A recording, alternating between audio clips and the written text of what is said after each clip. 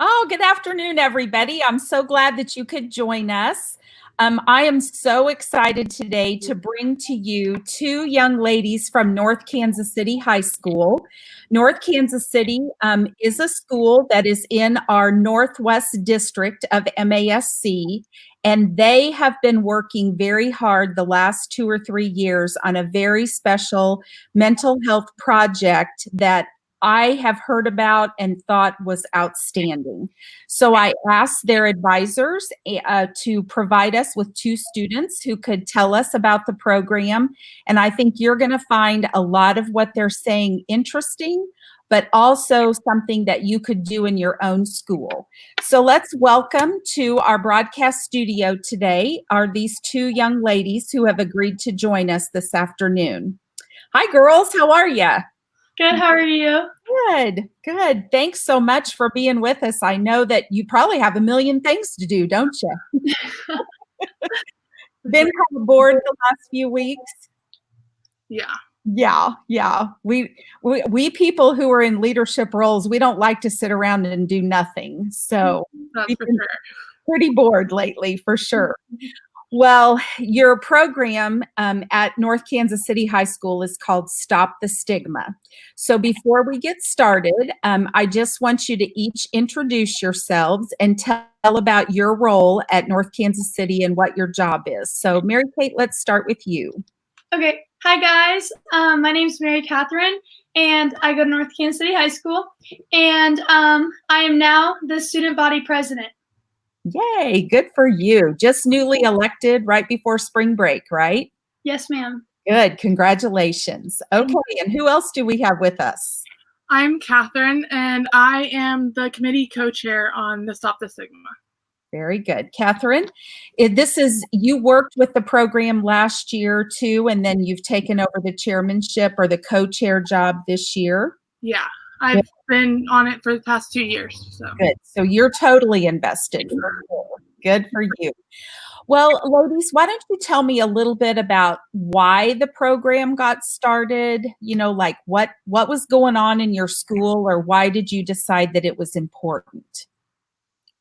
Well, we decided to start this at our school because a few of our students had some personal experiences with mental health, and they also saw the need in our school and community to to make people more aware of what mental health is and the issues that come about it. And it's something very common in people our age, especially in high school. So they just wanted for our peers to feel like they're not the only one and other people are there with them. Very good. Mary Kate, when your council started talking about this, was it like everybody was on board, or did you have to convince your council that it was something important to do? So actually, Ellie Klompenstein, a past student, did start this organization, but she worked really closely with also a past student and our administration. And as far as I know, they did not have much trouble bringing this organization to our school or starting it. I think it's something that is super important, and I think our school immediately saw the need for this, and I think it just filled the perfect gap that we were missing. So good. Well, I know Ellie, of course, and worked with her as a JC at summer camp. So, and a couple of years ago when I was at North Kansas City, I got to visit with her about this whole program. So definitely something that was important at North Kansas City. But like you girls said, in high schools across Missouri and across America, kids need some help with mental health. I think that your title of your program is kind of interesting. Stop the Stigma. Did you feel like there was a reason why you chose that particular name, or can you speak to why that was an important name to use? For sure. We went with Stop the Stigma because it felt as if people didn't want to talk about it, and it was something that you weren't supposed to talk about, and it's something you kept quiet to yourself. But we personally felt that it was something that everyone struggles with, and some people feel alone, and so stopping the stigma to let them know that there are other people there with them going through the similar and the same things. So it wasn't very hard for us to choose a name. Good. Well, you're definitely right. You know, that I think there's a lot of people that feel like it's not something we should talk about, but the sooner we bring it to the forefront and make it okay for kids to talk, that's what's important. So tell me a little bit about how you got started, what your planning looked like, or how you kind of proceeded forward with the program. Well, I can start off really quick about the beginning. So for starters, the first thing that happens with every good event is a great plan. Right. So they sat down, they got a committee together, and they just brainstormed ideas. They all knew that there was a need that needed to be fulfilled in our school, and no one knew exactly how. So they got a committee together, they talked, they had a meeting, they came out with an outline, and then they approached the administration. Catherine, do you want to go on from there? Yeah, for us, when we bring up new ideas to our administration, we like to have plan A, plan B, plan C for everything to make sure there's nothing that they could be skeptical about or the one to say no, and we'd have all the answers that we can.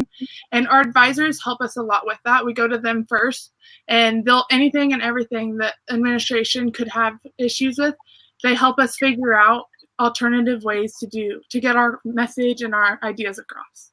Good. So when you were putting your plan together, you actually anticipated some questions that administrators might ask, so you could be ready for those. Yeah. Is there anything in particular that your administration was concerned about that you had was like a hurdle that you had to jump, or what happened when you had your conversations with them? Okay, so my mom always says the best offense is a good defense. So Right. I always try and keep that in mind. And our administration at Northtown is actually, they are incredible. They are 100% for the students, and they try their best to accept every idea that comes in. But it's also their job to make sure that we get asked questions, because if we are not asked questions, then we're not going to learn or grow from the experience. Right. Mm-hmm.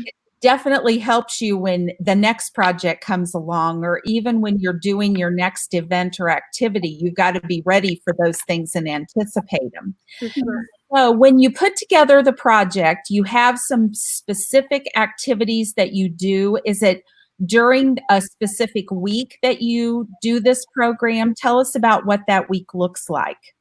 So for us, when we first started it, we took a week, and every day we would focus or bring awareness to different types of mental health issues. And so we would start off the week, and every day we'd have one specific thing that we talk about, and we just bring awareness. We'd give videos, and on the morning announcements, we'd talk about it. Some things that we really liked to do that really worked for our school is we started the Blue Dot. And during this week, the teachers receive a blue dot, and it's teachers who want to be a part of this. And the blue dot basically means it'll be on their classroom or on their computers. And this just means that that's a teacher that you can go and talk to, and they're there to listen. It's more confidential unless they feel like there's an issue or a danger to your life. And so we have the blue dots, and those stay up year round for all of our teachers. Awesome. Well, I do specifically remember when I visited North Kansas City and seeing the blue dots on teachers' classroom doors or in their windows. And at the time, it was explained to me, just like you mentioned, Catherine, that was a outward sign or a clue to kids that they could stop and talk with that teacher confidentially if they had anything on their hearts. Is that kind of what your goal was, is to let kids know what teachers they could stop and talk with? Yeah, because for some students, they don't like to talk to their family or their friends. So it was giving them another option of someone who would listen and who's always there for you. Good. Good.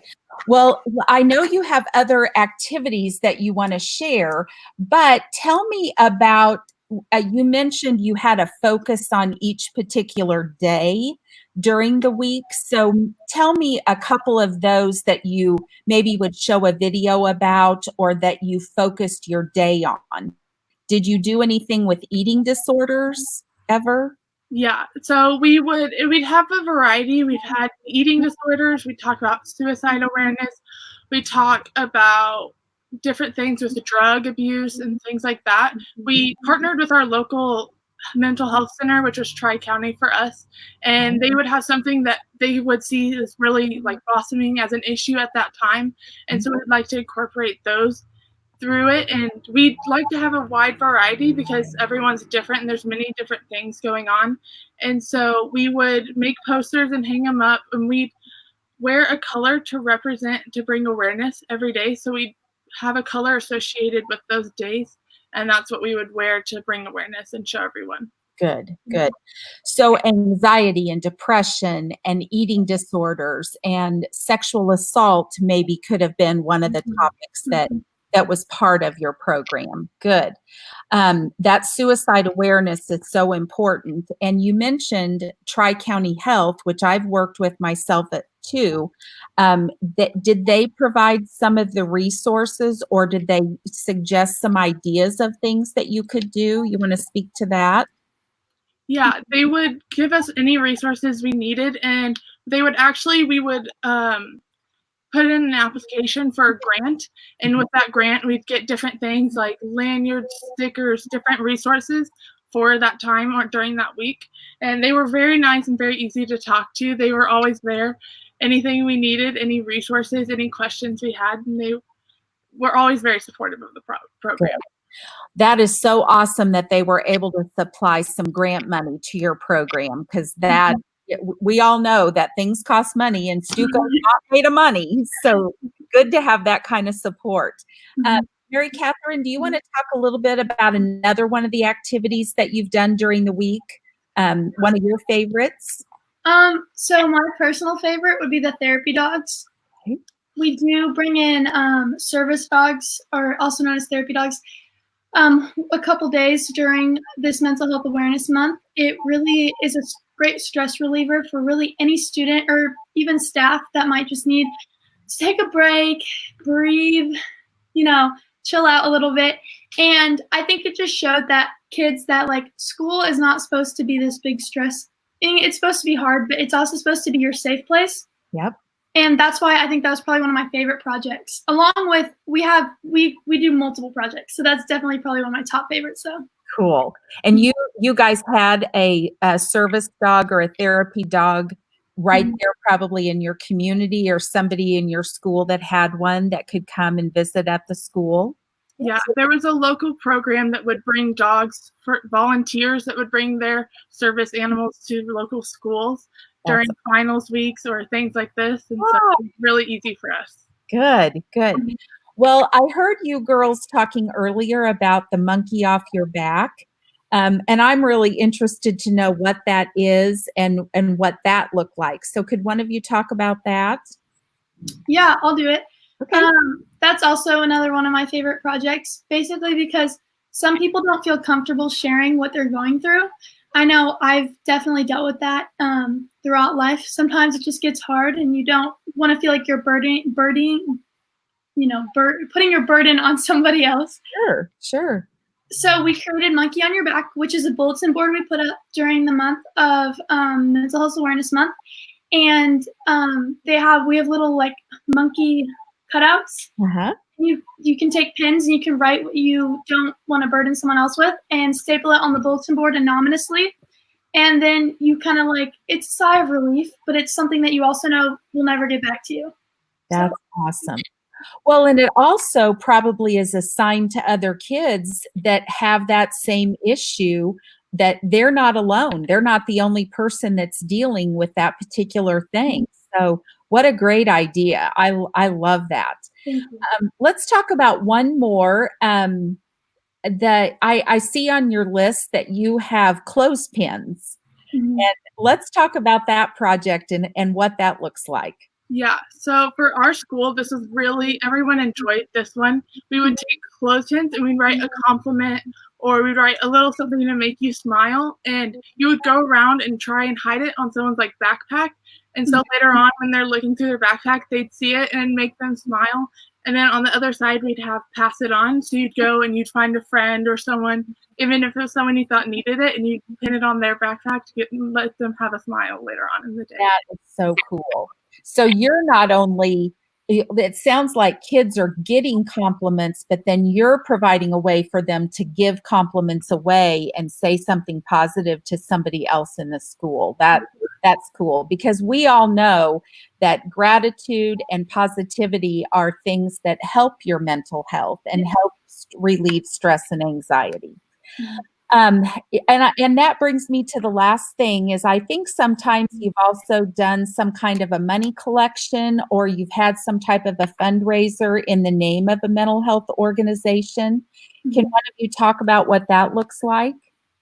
Yeah, so at our school, we would take money. We'd have Powder Buff and Powder Puff. And for those fun little events, we'd charge a small fee to enter. And all that money would go and we'd donate to a local charity. Last year, we had a friend who they had a charity for one of their sons. And so we donated it to them. And it was a nice way to give back to the community. And they're giving back too. So it's just kind of like a chain of events. And it was super easy, and it definitely let you have a little feel good, and it was something we really enjoyed to do, and we continue to do it. Good deal. Well, and I think that that's something else that you ladies have learned, I think, through life and through student council, is that anytime that you volunteer, you feel better about yourself and you feel like you're helping someone else. So you've provided a lot of really positive things through your week that give kids those opportunities. Awesome. Is there any final thing that you want to tell me about the project or that you can share? Is there a way? What I'd like to do is I will share your advisors' emails so that if anybody wants to reach out to North Kansas City High School, they can contact your advisors to maybe get some more information. And then maybe your advisors would put you in charge of answering those emails for sure. You guys have a Twitter and an Instagram for North Kansas City Stuco, don't you? We do. Yep. And I follow you, so I've seen lots of really positive things that you guys have done for sure. So that's a great way for people to see some of these ideas in action. Great. And we also have a Twitter for our Stop the Stigma campaign. So Good. Well, we'll try to get all that in the comments so that people will know how to contact you guys. And I really appreciate you ladies jumping on today. You just did a great job talking about the Stop the Stigma campaign at North Kansas City High School. And I noticed the lavender in the background. Those are your school colors, aren't they, Catherine? Purple and gold? Yep. kind of turned into my favorite colors. So there you go. That's right. Well, good luck in your presidency, Mary Catherine. I'll be excited to see how things go, and maybe I'll be able to connect with you at our virtual summer workshop this year. I will be there. Don't worry. Yeah. Good deal. Well, thank you so much for having us. You bet. Great job. Keep up the good work. And hopefully I will see you soon. Thank you. Thank you. Thank you.